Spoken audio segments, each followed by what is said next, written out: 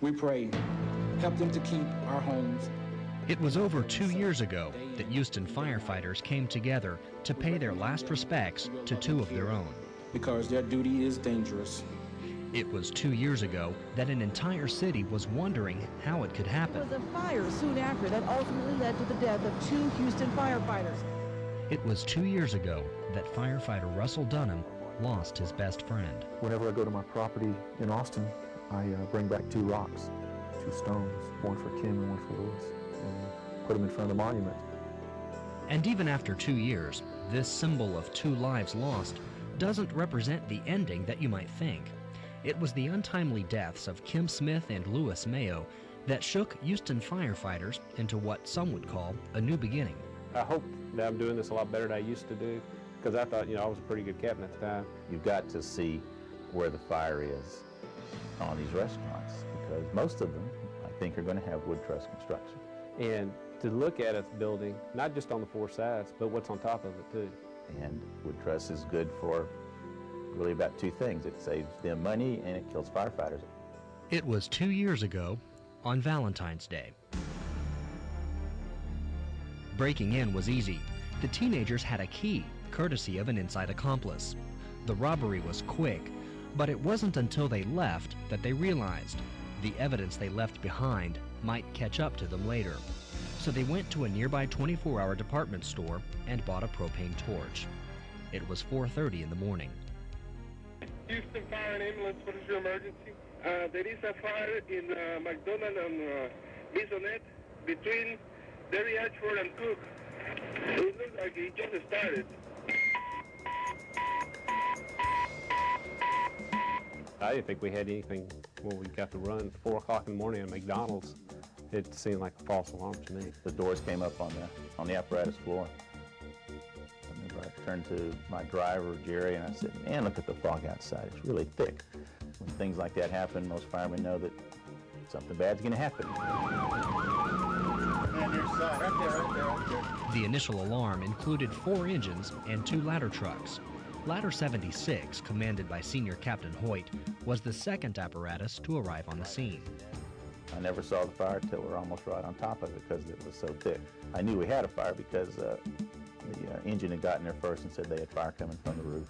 We had fire about 5 to 8 feet high and not much bigger than 5 feet in diameter, right on one of the vents. And I know I assumed, I know my driver assumed that we had probably a restaurant, you probably had a vent fire. Somebody left something on the grease and flared up and got up the vent. Know someone? It was a familiar fire in a familiar place.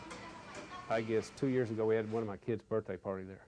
And at the time I didn't even think, okay, I know this layout. It's just like every other McDonald's. You go on vacation or anywhere in your neighborhood. And it was the one where there's a little dining area in the front, the counter. There's a long dining area on this particular one on the right-hand side. And all the kitchen areas consolidated in one area. Typical restaurant incident is a small flue fire. It'll present with a small fire coming through the roof. And they usually don't go anywhere because it's all non-flammable aluminum shaft straight through the roof. And if they do, they boil out a little bit on the roof and that's it. No, we figured it was going to be a real simple deal, out and gone. Engine 76 had arrived first. The captain sized up the building and made a quick decision. McDonald's, we're going to be making attempted a fast attack. I need my next bumper to stand by plug. Kim Smith and Lewis Mayo took a hose line and forced entry into the restaurant on the west side by the drive-through windows. They went straight for the kitchen. You have to assume someone's in there until you know differently, even at 4:30 in the morning in a restaurant. We always assume somebody's in there until we know better. While Captain Hoyt and Ladder 76 also staged on the west side, District Chief Calvin Petrosky was on his way to the scene. He would assume command. I didn't see him from the west side, so I thought he must have pulled in on the east side, so I walked around the front of the building to the east side to see him, and when I did, it was the weirdest thing. It was like a fundamental change in the fire. It went from no fire that I ever saw inside to when I walked around the other side, there was a lot of fire coming out of the east side window.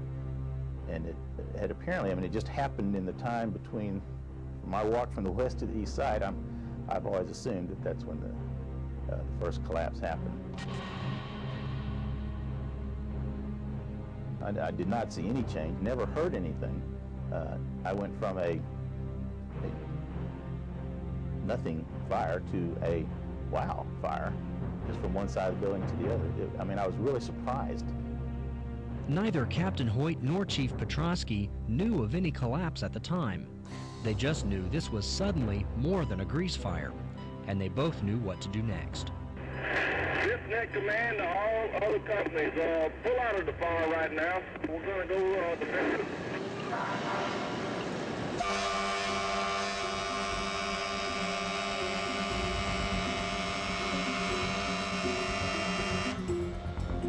I went inside the east side door. You could still go inside, which is the dining room, where I went in. And I was yelling, just as a backup, everybody get out, everybody get out, you know. I never heard anything, I never heard any voices. In the engine 76, you need to come out of the building.